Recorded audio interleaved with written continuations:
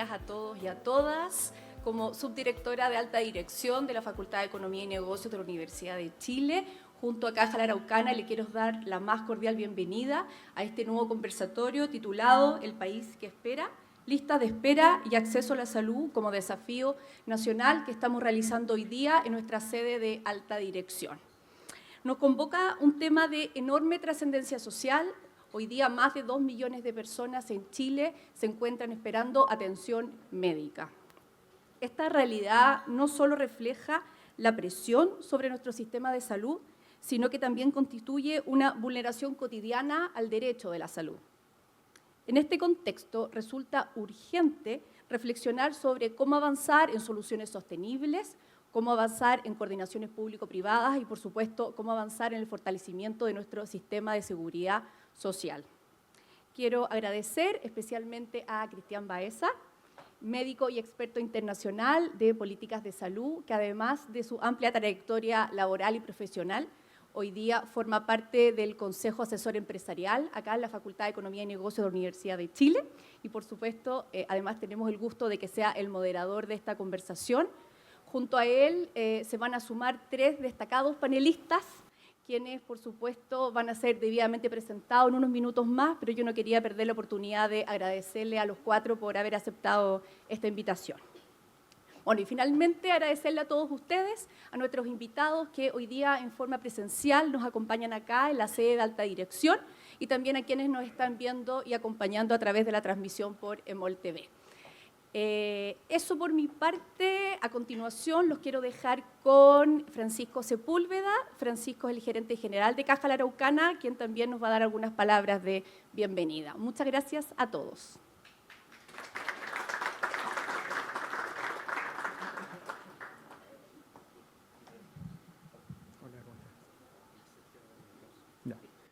Buenos días, muchas gracias por estar acá. En nombre de Caja La Araucana queremos agradecer la presencia de todas y todos ustedes.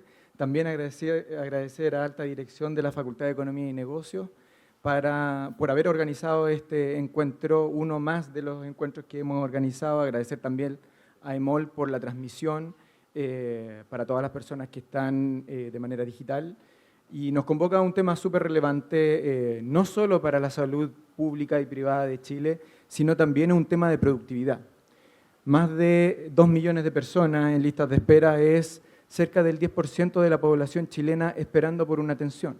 Y no es solo atención quirúrgica dentro de las esperas, sino que también, y la mayoría de las veces, es una atención de especialidad, esperando una atención en temas relevantes como es la oftalmología, como es la otorrinolaringología o como también lo es la odontología.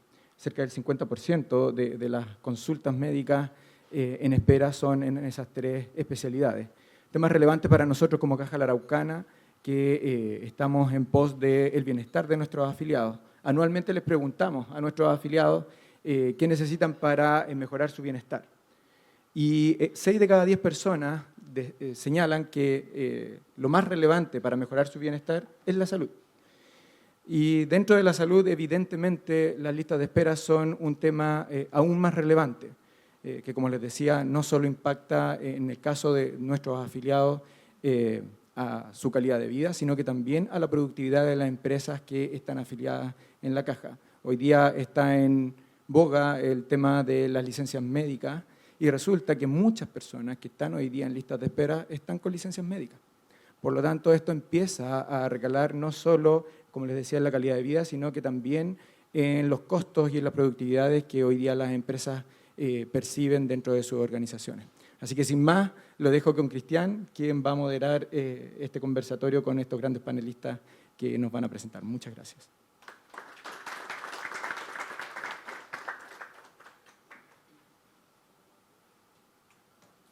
Uy, yo soy más bajito, perdón. ¿Aló? Muy bien.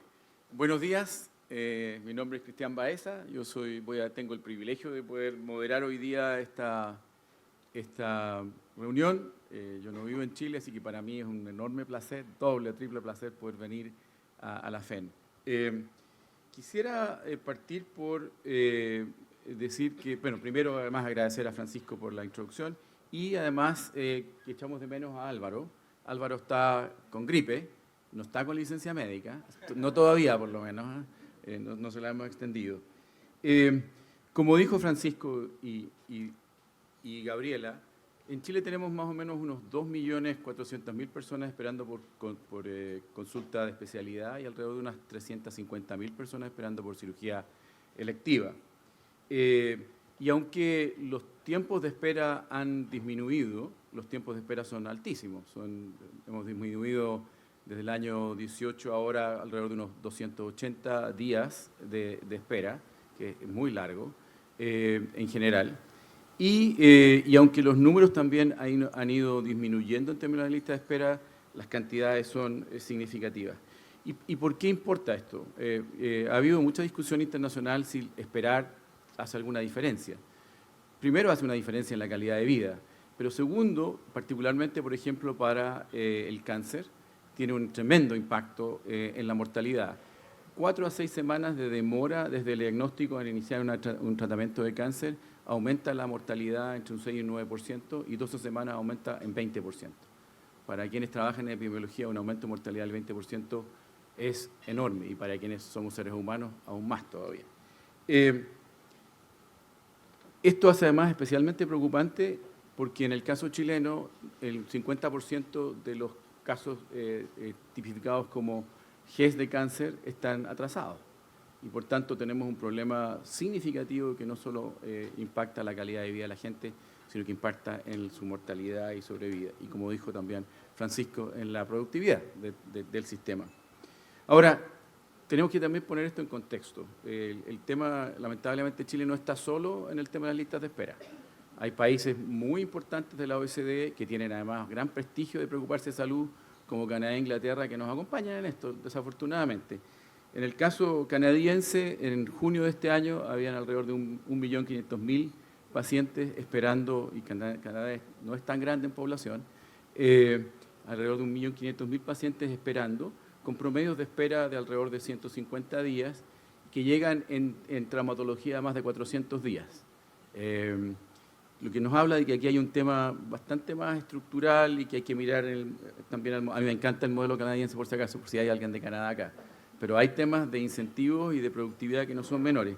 Lo mismo nos pasa con el sistema inglés. En Inglaterra, al año 23-24, habían alrededor de 7.400.000 personas en listas de espera, con promedios de espera de alrededor de 120 a 150 días. O sea, tenemos un tema estructural importante. Quisiera, sin duda, el problema de las listas de espera en Chile, como lo van a decir nuestros expertos panelistas, es fundamentalmente un tema del sector público, si es de recursos, si es de productividad, si en ambos, ellos nos van a ilustrar. Claramente está claro, yo vengo del sector público históricamente, que el sector público lo está haciendo mal, y lo está haciendo muy mal, y que tenemos una tarea pendiente muy significativa. Pero por un tema también de equidad en el reclamo, yo llamaría, y con esto este es mi último comentario de introducción, a una reflexión respecto a cómo lo estamos haciendo en provisiones en general en Chile. Porque si bien es cierto, en el sector público lo estamos haciendo mal desde el punto de vista de las listas de espera, hay solo una cosa que es peor que hacer mal lo que hay que hacer, que es hacer bien lo que no hay que hacer. Y tenemos un problema muy significativo de sostenibilidad financiera y de modelo de atención en el sector privado. Aquí tenemos un tema que tenemos que tener una discusión de cómo resolvemos el problema de funcionamiento del sector público y cómo resolvemos también la sostenibilidad a largo plazo de nuestros prestadores privados. Bueno, habiendo hecho esto y habiendo tirado el último camote para que se entretengan mis comentaristas, la discusión de ahora es básicamente qué conduce, ¿no es cierto?, este tema de lista de espera y, más importante, qué conduce cómo lo solucionamos, porque en los últimos 2 años hemos tenido cualquier cantidad de conversaciones sobre lista de espera, un par de ellas aquí en la FEN. Y para esto contamos con un panel espectacular, que los quisiera invitar, a Carolina, a Francisco y a Ignacio y a Sebastián, no, Santiago. Por favor, si pueden pasar, los voy a presentar acá.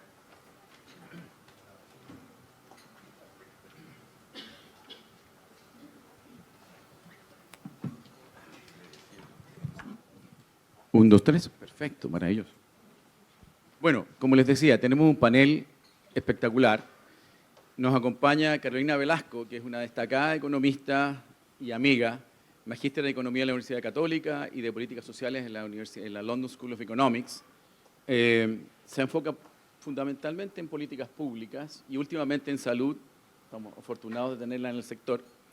Es académica de la Universidad de San Sebastián, directora del Centro de Estudios de Ipsos de esa universidad y es autora de un sinnúmero de publicaciones. En el último tiempo yo creo que la he visto más a ella que a mi familia en LinkedIn y en cuanto foro hay. Muchas gracias, Carolina, por haberte sumado. Y tenemos además la suerte de tener a 2 gestores de gran experiencia en el sector público y privado. Ignacio Valenzuela, que es gerente general de prestadores de Banmédica, ingeniero civil industrial, magíster en Economía aplicada en la Universidad de Chile. Es actualmente gerente general de prestadores de Banmédica y tiene más de 20 años de experiencia ahí, donde las papas queman, en la primera línea de la gestión de la provisión. No es médico, pero bueno, nadie es perfecto. Y tenemos también a Santiago Venegas, que es gerente general, tiene un currículum, me tomó 15 minutos de resumir el currículum, así que me vas a perdonar, lo voy a poner más corto. Gerente general de la Clínica Oftalmológica Pasteur, es ingeniero civil industrial de la Universidad Católica de Valparaíso, es MBA de ILADES, somos colegas de ILADES, y de la Loyola University en Maryland, y ha tenido una trayectoria enorme internacional y nacionalmente. Como formato de la discusión, lo que vamos a hacer es lo siguiente. Voy a hacerles 2 preguntas para calentar los motores a cada uno de ellos. Cada uno de ellos van a tener 7 minutos para contestarlas y va a haber una disciplina férrea respecto a los 7 minutos, no como el moderador, que es menos disciplinado. Y luego de que hayan contestado, les sugiero contestar las 2, las sintetizan, las manejan como ustedes quieran.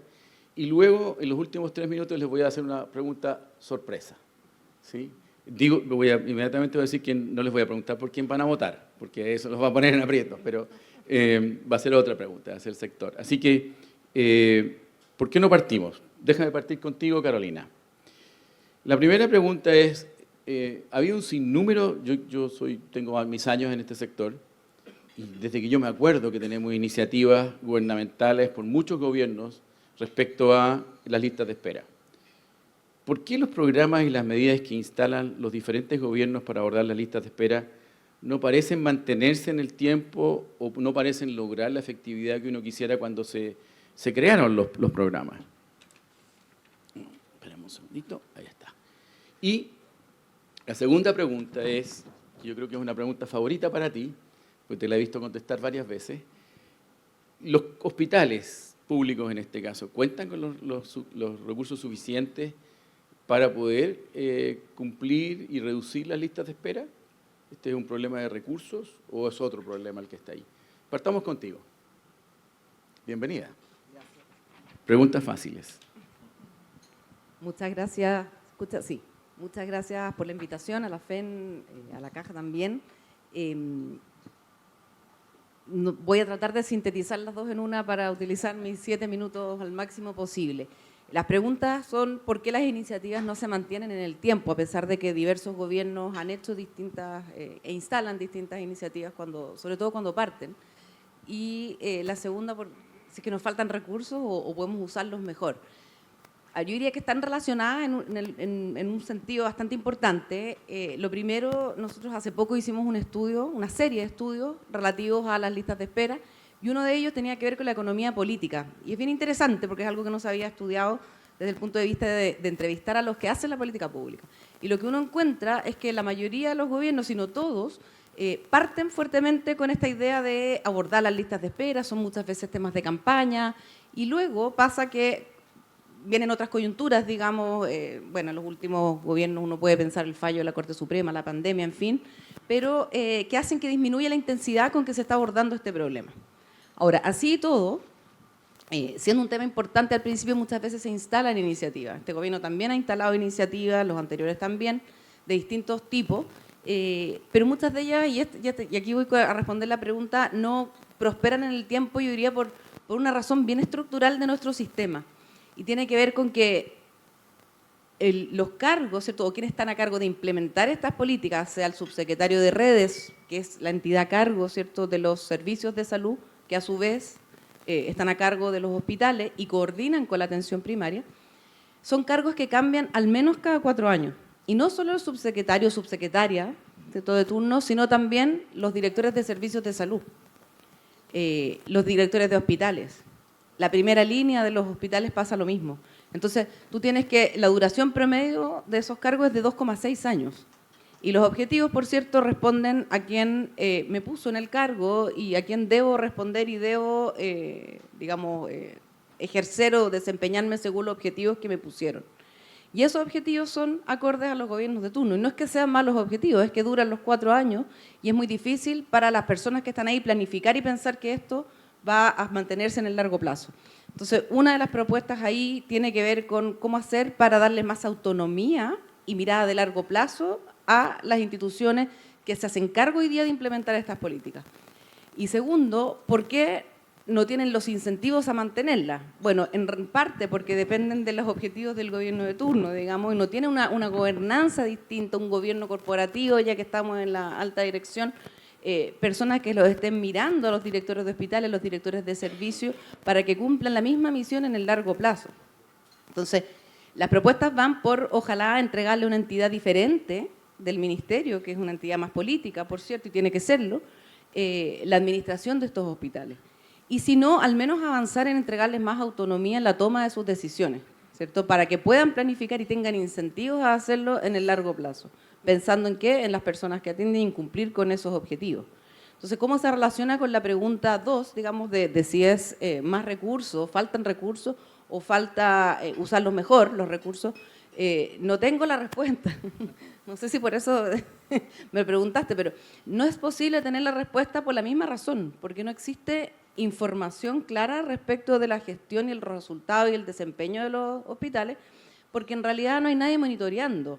¿Cierto? Hoy día tenemos un proyecto de ley que lo que le dice al Ministerio de Salud es monitoree la productividad, cuando uno pensaría que es un rol que debiera estar cumpliendo, no sé, alguien que está a cargo de prestadores, lo que primero que está mirando es cómo va la productividad. Bueno, eso no ocurría porque, de nuevo, no están los incentivos, dado que tenemos un cargo que es más bien político que técnico, con las complejidades que eso puede tener, digamos, no lo digo como algo peyorativo, sino que como que tiene una mirada de 4 años y no de largo plazo. Entonces, no tenemos los datos para decirlo, pero sí tenemos algunos antecedentes. Algunos antecedentes nos permiten decir que si yo uso todas las horas de pabellón disponible, porque no se están usando todas las horas de pabellón disponible en el sector público, si yo las usara todas, no tengo suficientes anestesistas. O sea, tengo un déficit de recursos humanos al menos. Ahora, ¿tengo los recursos para contratarlos? Esa es la gran pregunta. Quizás, ¿cierto? Y no tenemos los datos suficientes para poder decir, si estuviéramos usando a toda capacidad todos los recursos, si esos pabellones estuviesen utilizados, ¿cierto?, el 100% del tiempo, capaz que no tuviéramos el problema de necesitar, digamos, otros recursos, o nos sobrarían recursos, o nos alcanzarían justo. Hay un estudio que dice, si nosotros en realidad usáramos en vez de las 5 horas, las 8 horas que son los pabellones para poder hacer cirugía, se nos reducirían prácticamente a 0 las listas de espera en la mayoría de las regiones del país, no en todas. Y lo otro que tenemos son estudios que nos muestran que a pesar de que hemos aumentado, duplicado en los últimos 10 años la cantidad de recursos destinados al sector salud, los resultados medidos, por ejemplo, en egresos hospitalarios se han mantenido. Entonces, efectivamente tenemos un problema de mejor uso de los recursos. Y el mejor ejemplo es lo que nos ha pasado con las licencias médicas, ¿no? El hecho de que hayan disminuido significativamente en el último mes post-escándalo, entre comillas, de la Contraloría, da cuenta de que había un montón de licencias que no tenían fundamento médico, porque si respondieron netamente a un acto público, digamos, es porque realmente no respondían a un acto médico. Entonces, creo que ahí tenemos espacios para mejorar. También hay un proyecto que aborda eso y, por lo tanto, es difícil contestar si es solo recursos, o solo gestión, perdón, o también hay algo de recursos. Al menos de recursos humanos sí, pero recursos financieros para poder quizás conseguir más horas, lo desconocemos, la verdad. Muchas gracias, Carolina.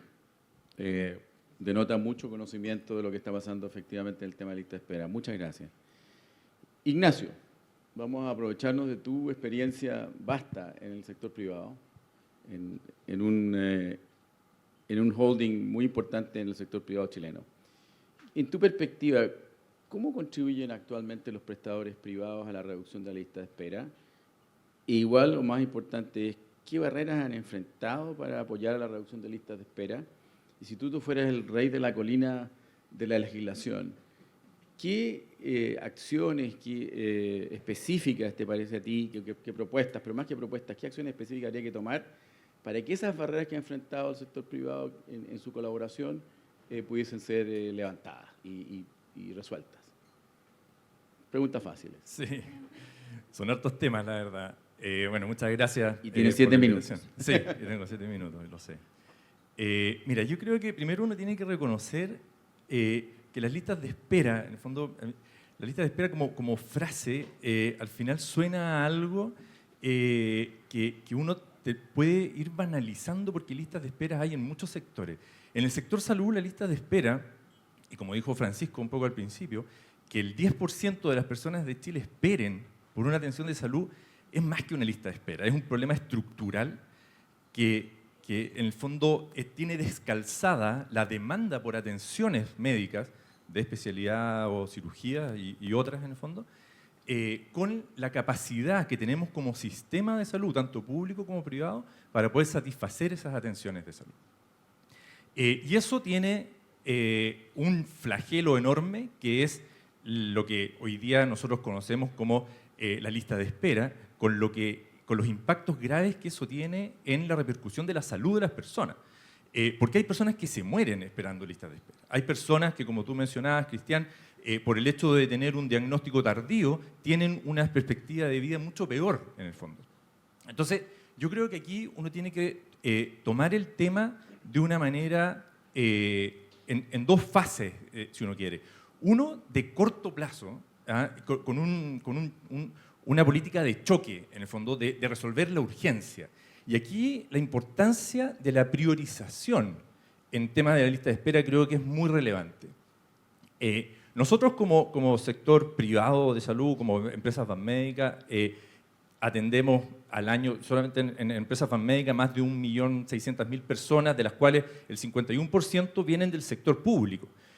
Por lo tanto, es un aporte, creo yo, desde el sector privado muy importante para las listas de espera, porque al final eso también, si no atendemos nosotros a esas personas, formarían parte de las listas de espera, más allá de lo que dice Carolina, de la capacidad que pudiera tener potencialmente el sector público de salud para resolver los problemas. Sin el sector privado hoy día en Chile, prestador, yo creo que es imposible pensar en poder tener una atención que vaya más allá del descalce que hoy día tenemos entre esta demanda y esta oferta. Y la priorización para mí es muy relevante, porque cuando uno va en un sistema, en un servicio de urgencia, ¿no es cierto?, la primera persona en atenderse no es la que lleva más tiempo esperando, sino que es la que más lo necesita, en el fondo. Entonces, muchas veces nosotros vemos que en el caso de las licitaciones se habla mucho de las cifras, de los días promedio o de la mediana de espera, y pensando como que se quisiera resolver las cifras, como que las cifras fuera el objetivo. Y la verdad que nosotros no estamos aquí para resolver cifras, estamos aquí para mejorar personas. Y por eso creo que es tan importante la priorización, como parte un poco de lo que tú comentas de qué forma uno podría resolver. Yo creo que lo fundamental es, cortísimo plazo, priorizar, y priorizar acá estas personas que tienen la necesidad de estas consultas de especialidad oncológicas particularmente, que si no las resolvemos inmediatamente sabemos que van a tener un problema para adelante, las cirugías que se pueden resolver, etc.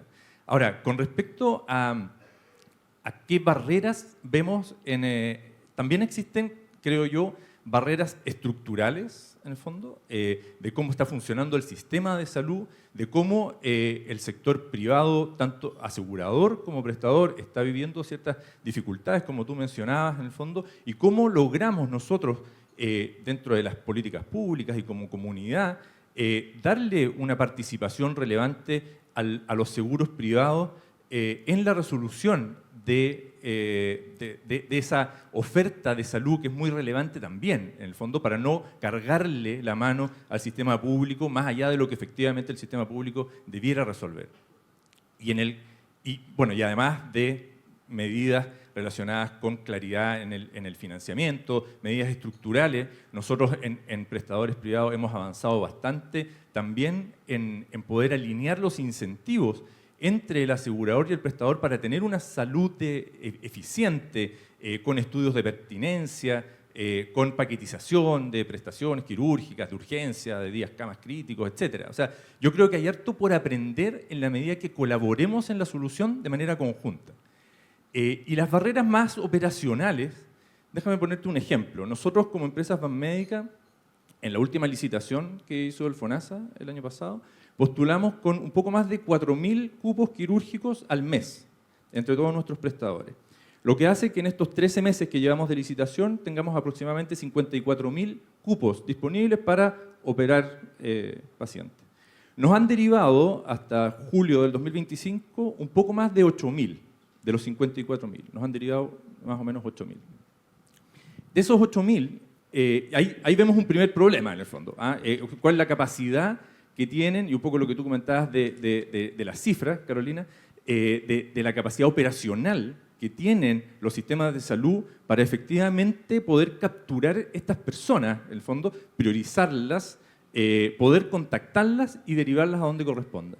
De esas 8.000, nosotros logramos contactar cerca del 80%. Hay alguna diferencia entre los no GES y los GES. Los no GES es un poco más difícil, los GES probablemente porque tienen una habitualidad de ir a los servicios de salud, hay mejor contactabilidad, pero igual es una contactabilidad que es bastante mejor a la que hemos tenido históricamente. Cerca de un 80% los logramos contactar. Una de las razones por las cuales nos dice FONASA, porque nosotros nos juntamos harto con FONASA, de por qué nos han derivado tan poco en base a lo que nosotros esperábamos, en el fondo, y estábamos disponibles, lo cual además, vale decir, significa un bastante esfuerzo, en el fondo, desde los prestadores privados, porque tenemos que prepararnos para recibir una cantidad así de pacientes. Uno de los temas es, bueno, temas logísticos, de sistemas, qué sé yo, y otro es que querían depurar la contactabilidad. Efectivamente, la contactabilidad, por lo menos desde contacto, al parecer, algo se mejoró. Sin embargo, cuando nosotros llamamos a esas personas, a esas 8.000 personas que nos derivaron, las llamamos para que vengan a los prestadores a atenderse, porque tenemos plazos además bien cortos en el fondo. El 65% de esas personas rechaza la atención. Y la rechaza no porque nosotros no queramos operarlos, en el fondo. Nosotros estamos todos estructurados para poder operarlos. El 65% rechaza.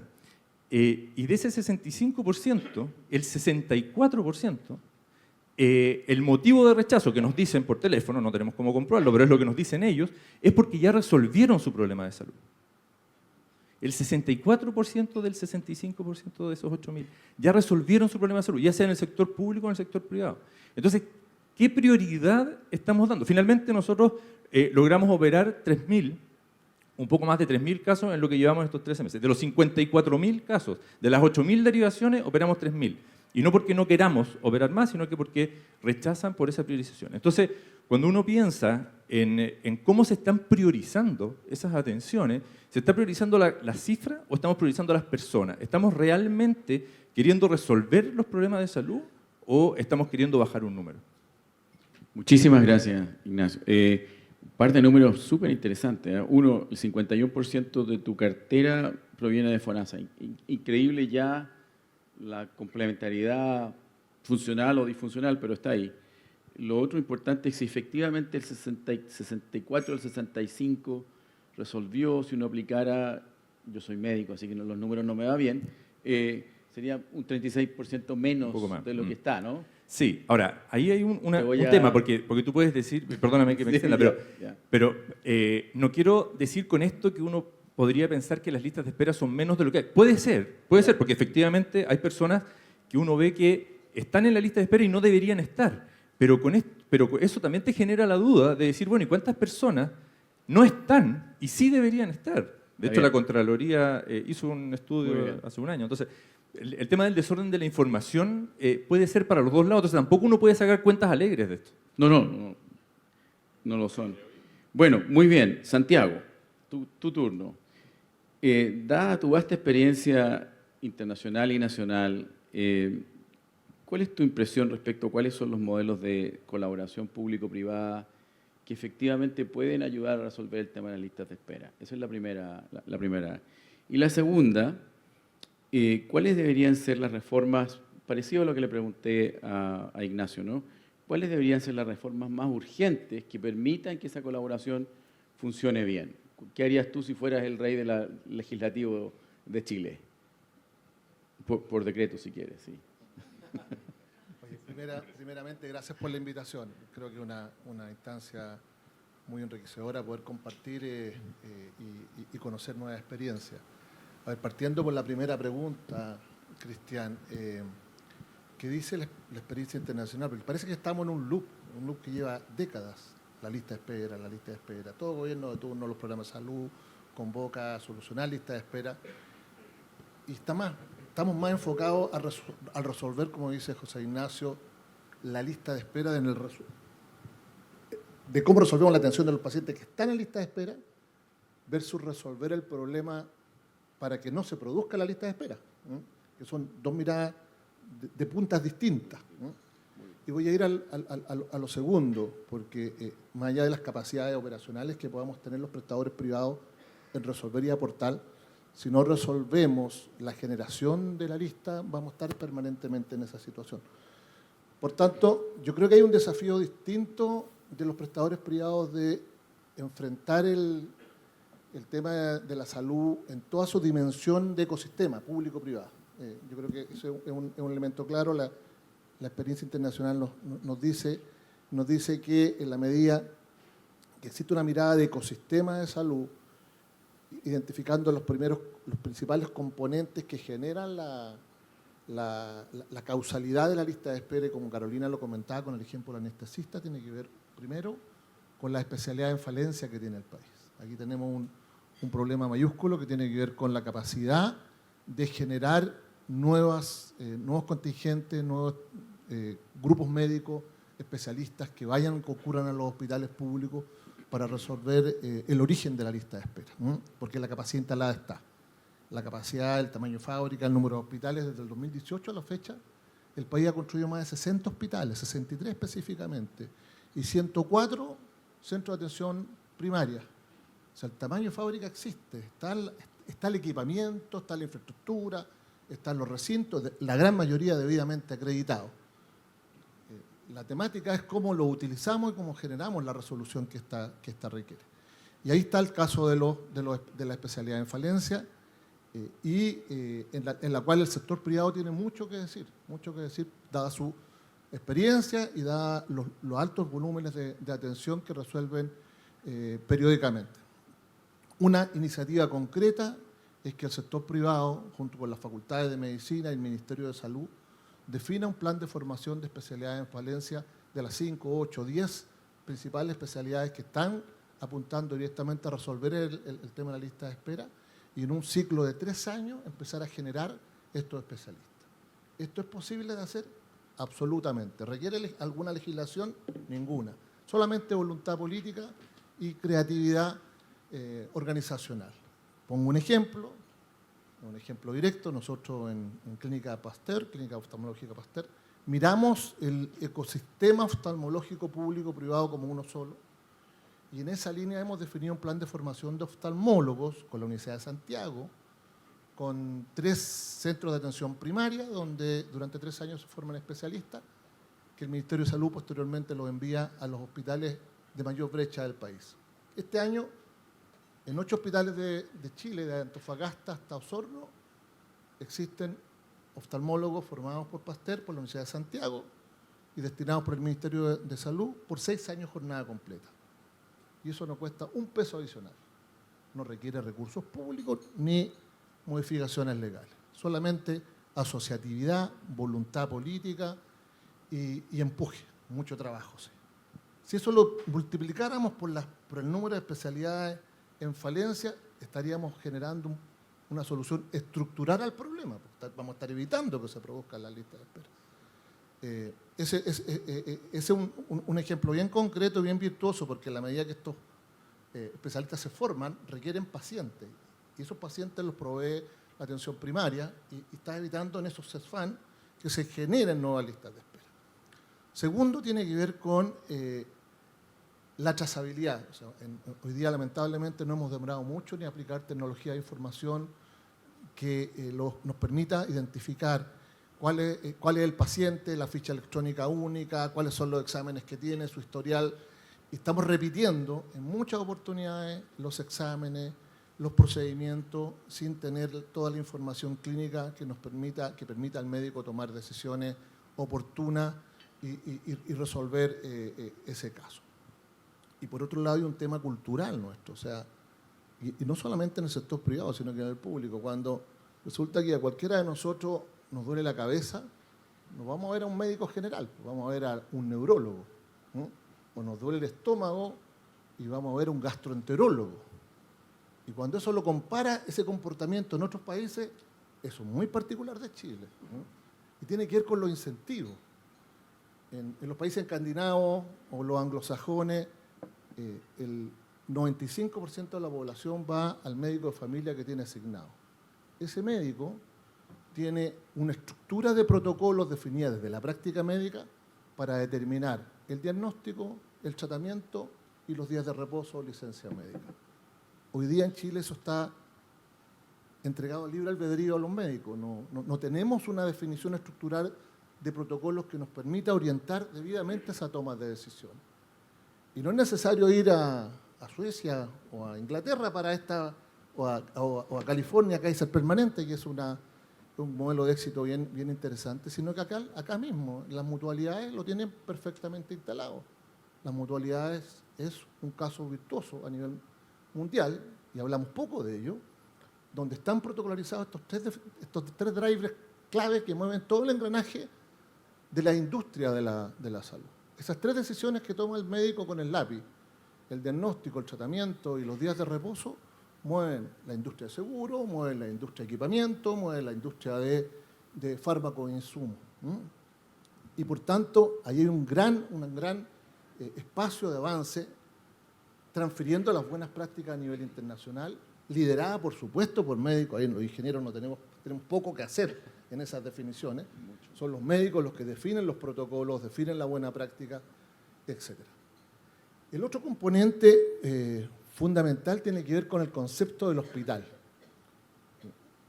Cuando nos preguntamos qué hace un hospital desde el punto de vista numérico y cuántas prestaciones realiza un hospital, pocos se hacen esa pregunta, y cuando vemos los números es bien interesante, porque si uno ve un hospital de general, tipo Salvador o Barros Luco, ese hospital produce a lo menos 1.376 prestaciones distintas. Un día cama, un examen de laboratorio, un examen de sangre, un procedimiento. 1.376. Para producir esas 1.376 requiere 4.042 fármacos e insumos distintos. Por lo tanto, la ecuación de gestión del hospital es bien compleja para administrar a lo menos esa matriz de toma de decisiones. Y resulta que uno lo compara con otra empresa, y esto es solamente un número. Codelco tiene 4 productos principales y 5 o 6 subproductos, y es la gran empresa del país. Y nuestros hospitales están siendo regulados para esa complejidad con la misma estructura regulatoria que el SAC, que la Tesorería General de la República, ¿no? O que el INTAP, que han hecho los países en desarrollo en esa línea. Tienen una legislación especial para que los hospitales, para fortalecer su rol público, que no tiene que ver con privatización ni ninguna de esas palabras que producen tanto espanto en el sector.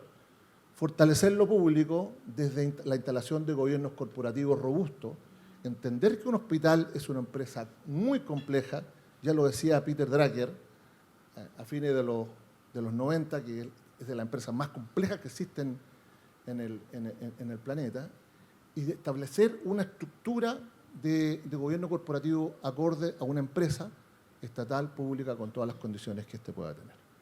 Muchísimas gracias, Santiago. Nos tiraste una enorme cantidad de temas muy importantes. Prevenir las listas de espera. Wow, muy importante. El tema del marco legal de la gestión hospitalaria pública. Tremendo. Yo tengo mis años ya. 33 años, no me voy a olvidar nunca la discusión del año 90, yo fui director del Fondo Nacional de Salud, poquito después. De ahí viene la discusión, así que es muy, muy importante la discusión. Y el otro tema que nos tiraste fue el tema de la gestión clínica, ¿no? Clinical Management. Que les voy a preguntar una cosita ahora. No tenemos muchas preguntas, así que por eso alargué un poquito más la discusión. Yo les tengo una pregunta para traerlos a la coyuntura, pero una coyuntura técnica, para que no se nos asusten. Claramente el problema, por lo menos de las listas de espera, no del exceso de producción, pero la lista de espera, es esencialmente el sector público. ¿Qué rol, y esta es la misma pregunta para cada uno de ustedes, qué rol le ven ustedes al Fondo Nacional de Salud en la solución de las listas de espera en general y en particular con algo que está muy en boga en la discusión de hoy día, que es la MSC, la modalidad de cobertura complementaria? Recuerden que están en la tele, así que para que lo que digan sea nice. Carolina. A ver,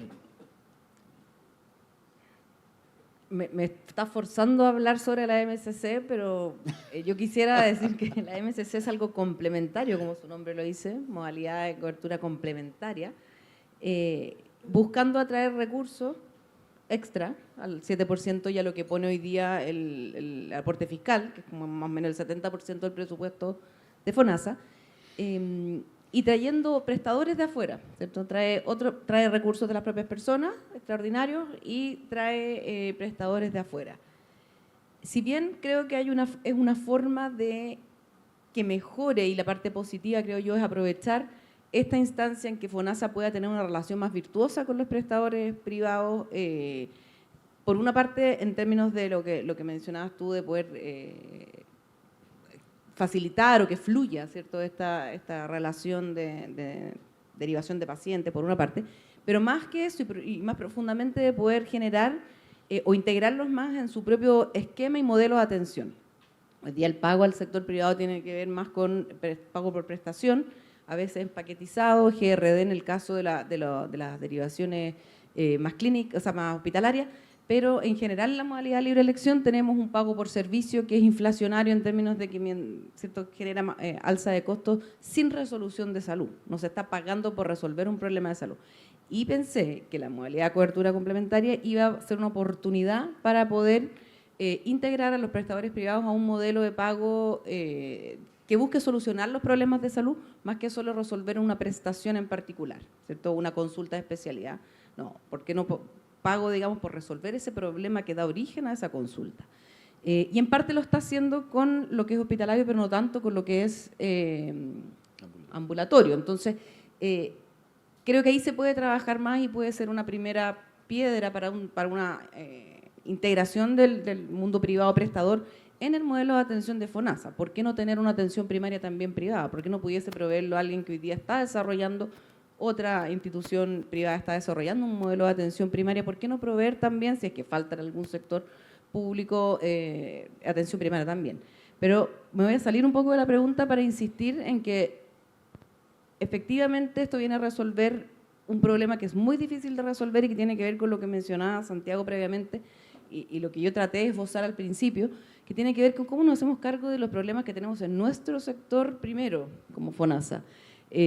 Antes de desecharlo de alguna manera y pasarme solo a prestadores privados, porque la infraestructura está, porque están los pabellones, porque tienen las camas, porque tienen el equipamiento, pero a veces nos falta personal y nos falta usarlo.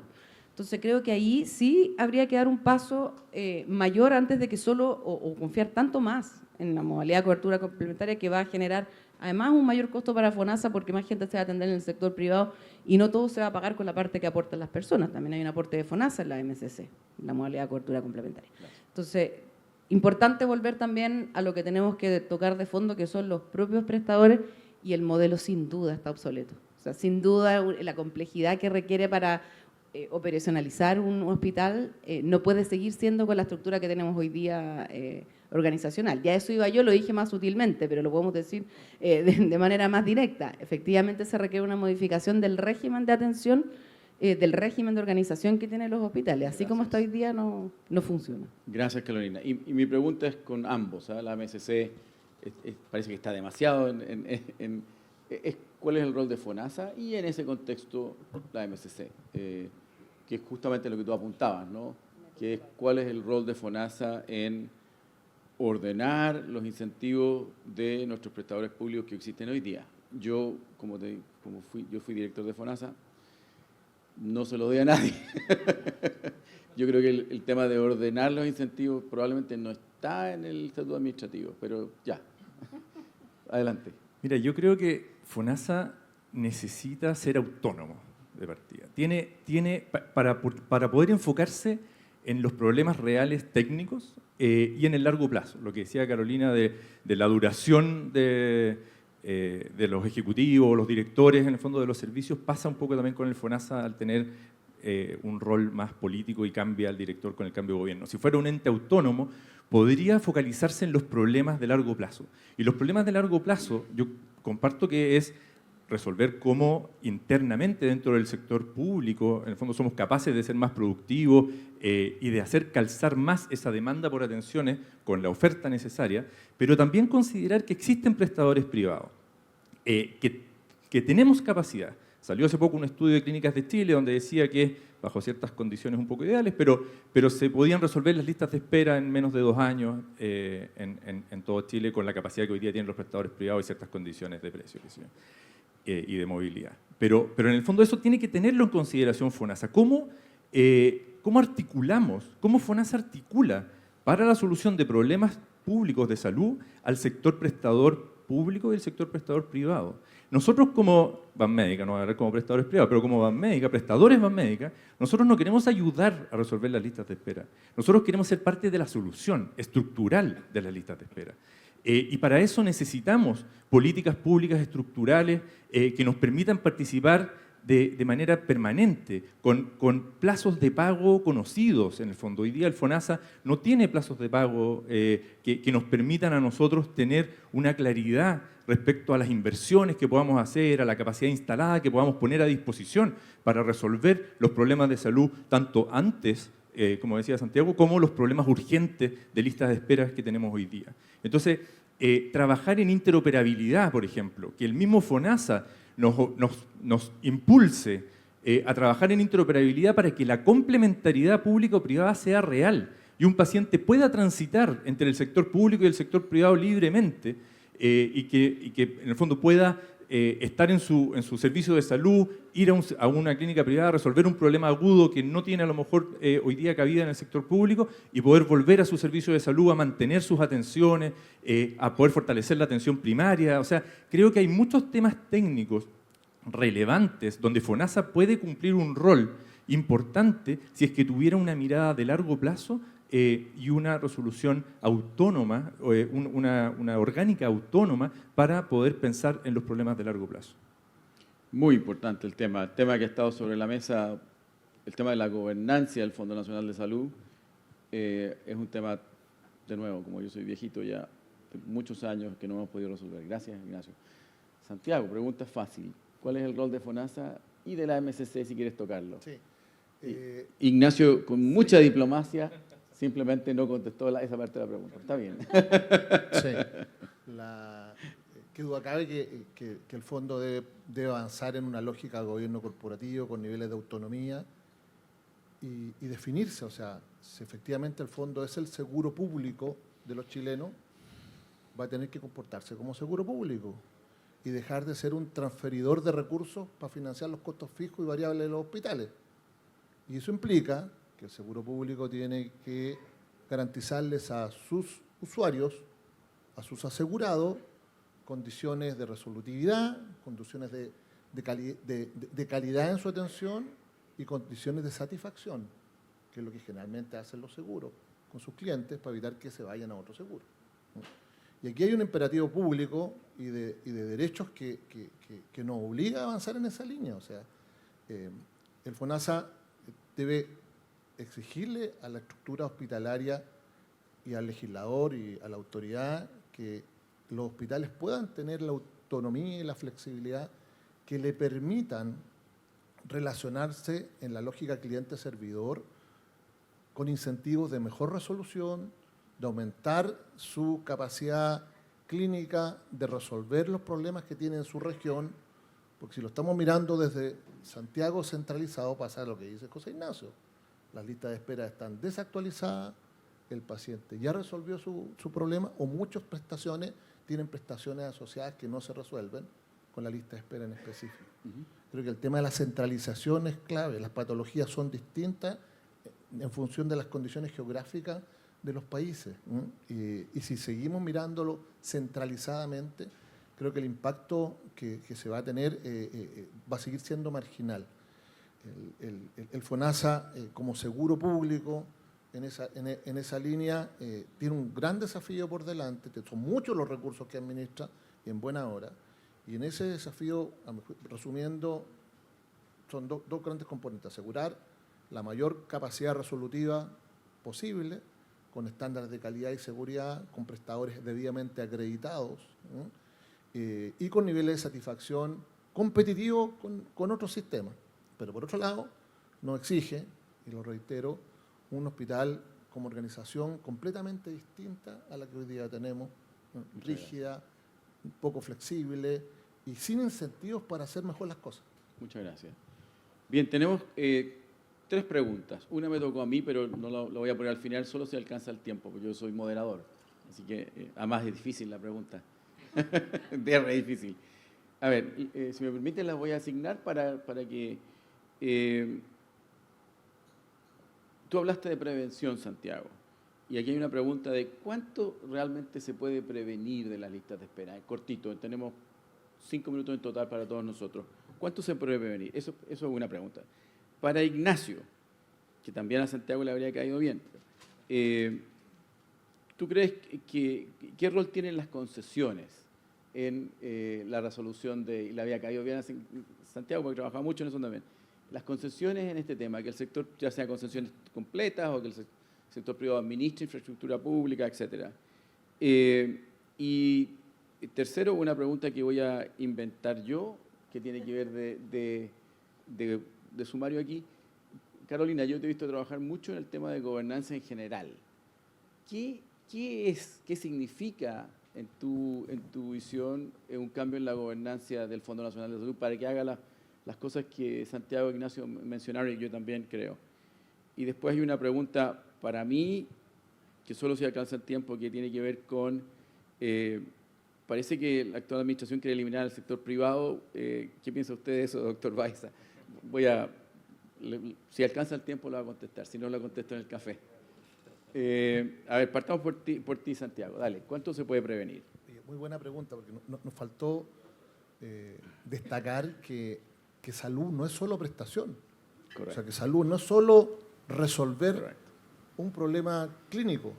Salud es prevención y foco ahí con los crónicos. O sea, vital prevenir que el crónico, los hipertensos, los diabéticos, los cardiópatas, que vamos en una curva ascendente, vamos porque tiene que ver con la edad. La promoción, hábitos de vida saludable, tanto los derechos y los deberes que tiene el paciente, porque aquí hablamos mucho de derechos, poco de deberes. Deberes como cumplir con el tratamiento, llegar a la hora, hacer deporte, tener una vida adecuada en función de la recomendación clínica. La prestación misma, la atención y la reinserción en la vida cotidiana. Esos son los componentes claves que cualquier modelo de salud se exige, y también los prestadores privados nos debemos exigir con los pacientes. No es solo el ticket, no es solo facturar, no es más cirugías que haga o más exámenes de laboratorio que haga el prestador, está cumpliendo con su objetivo. Por el contrario, es una parte. En la medida que tenga a sus pacientes sanos, debidamente compensados, está cumpliendo con su objetivo sanitario de ser un prestador que está debidamente preocupado y ocupado de la atención de sus pacientes. Gracias, Santiago. Ignacio. Mira, yo creo que como país, y dado el flagelo que vemos día a día en la lista de espera, no podemos darnos el lujo de descartar ninguna buena alternativa. Y el tema de las concesiones ha demostrado ser una buena alternativa, más allá que puedan necesitar ciertas regulaciones, pero yo creo que nosotros todos quienes quieran aportar a mejorar la productividad, ya sea construcción, implementación u operación de un centro hospitalario a través de concesiones, en el fondo, yo creo que estaría completamente abierto a avanzar en esa vía. Nosotros, desde el sector privado, tenemos mucho que aportar y que poder compartir. Lo mismo el sector público. O sea, yo creo que el tema del sector público, en lo que mencionaba Santiago, de la segregación de atención, a lo mejor un poco a la fuerza, pero la atención primaria y cómo después recién de la atención primaria se puede derivar hacia consultas de especialidad o atenciones más complejas, está mejor desarrollado en el sector público que en el privado hoy día, claramente. Pero el sector privado también tenemos tenemos prácticas. O sea, hoy día tenemos un sector privado de salud que se autofinancia y que no tiene listas de espera, con mecanismos de financiamiento probados, con en el fondo distintas alternativas y formas de hacer las cosas que se pueden traspasar también al sector público. Y las concesiones podría ser una alternativa válida. Magnífico, muchas gracias. Carolina, fácil pregunta. Sí, me quedé pensando, ¿cómo decirlo? Muy, muy fácil.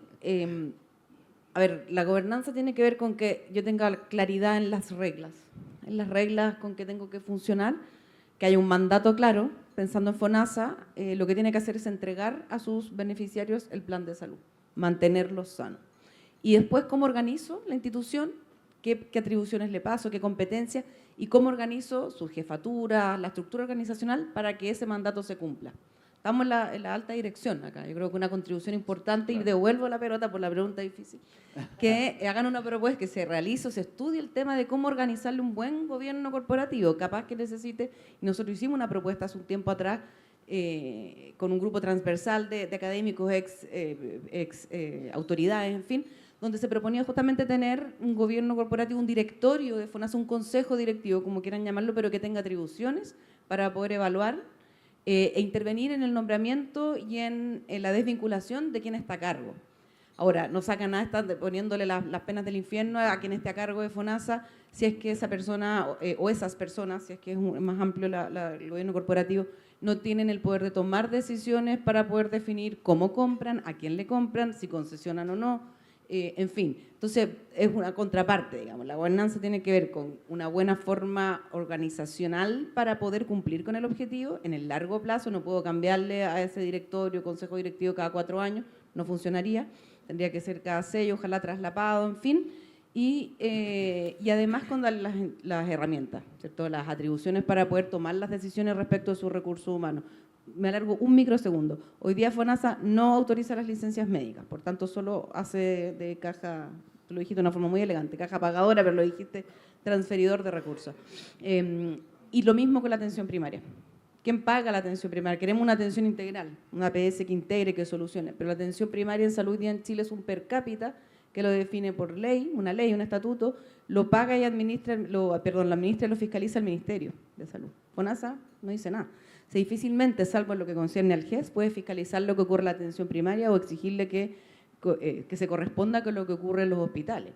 Y con los hospitales está bien, participa, ¿cierto?, en los convenios de desempeño, pero tuvimos que crear un proyecto de ley que está ahora en discusión, el mismo que mencioné previamente sobre redes y productividad, que está buscando darle más potestades a FONASA para poder exigir más en los convenios de desempeño a los hospitales.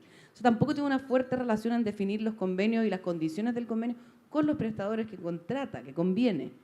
Y lo mismo pasa con los privados. Entonces sería como atribuciones generales para FONASA. Muchas gracias. Me voy a tomar la libertad de cuasi comprometer a la FEN a hacer un diálogo como este respecto al futuro de la gobernanza de FONASA. No es menor, porque FONASA en la práctica hoy día, si uno saca a las Fuerzas Armadas en la cobertura, está casi llegando al 90%. Yo no soy economista, soy médico, pero el 90% se ve bastante cerca de monopsonio. Y cuando uno tiene un monopsonio, tiene que empezar a preocuparse de cómo tú regulas el monopsonio y cómo se gobierna el monopsonio. Así que, bien, hagámoslo, va a ser entretenido. Va a ser además un tópico bien. Hay una pregunta que voy a intentar, voy a hacer un comentario más que...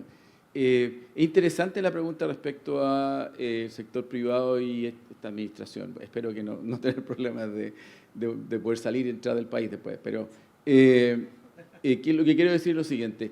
Es interesante cómo se habla y lo que se hace, ¿no?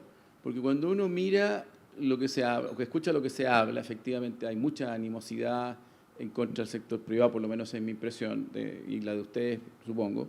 Pero después cuando uno mira lo que ha ocurrido en la práctica, y uno dice, bueno, hay una ley corta.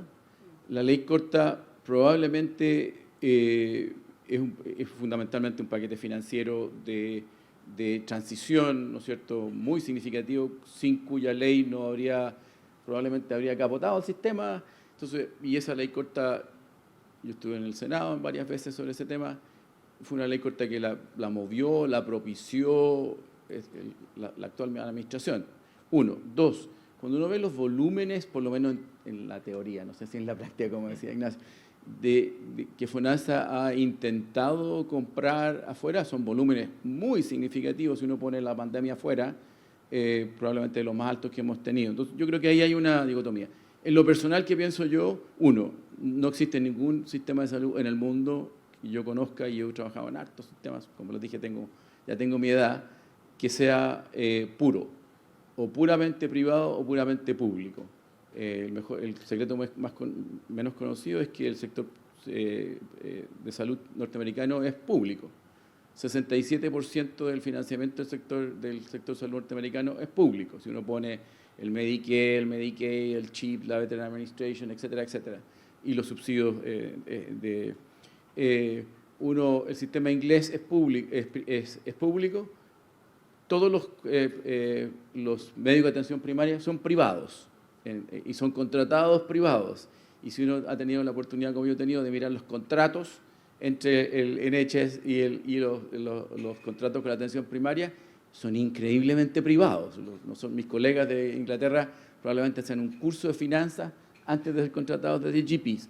Entonces yo creo que hay mucha retórica, pero efectivamente en la práctica las sociedades y los países han decidido tener sistemas que son mixtos. Ahora, el gran desafío es si uno ignora que somos mixtos y por tanto no maximiza el impacto que tiene trabajar en sinergia y juntos, y los ignora, o no lo ignora y efectivamente lo hace trabajar juntos. Yo creo que ese es el debate que hemos tenido en muchos países y Chile no lo hemos terminado. Hay otra pregunta de la MSC, pero no la vamos a alcanzar. Quisiera en 2 segundos intentar hacer un wrap-up. Primero, gracias a los panelistas, gracias a la FEN y a la Araucana por haber facilitado. Yo creo que los espacios de diálogo sobre estos temas, y ojalá diversos, son muy críticos. Aquí se levantaron temas muy importantes. Un tema de que el tema de las listas de espera, si bien es cierto, es un tema del sector público, hay un espacio enorme de colaboración público-privada y hay temas de know-how, de conocimiento, que los dos sistemas pueden compartir para prevenir y para manejar el tema de las necesidades de atención oportuna de las personas. Muy importante. Se tomaron algunos temas de organización del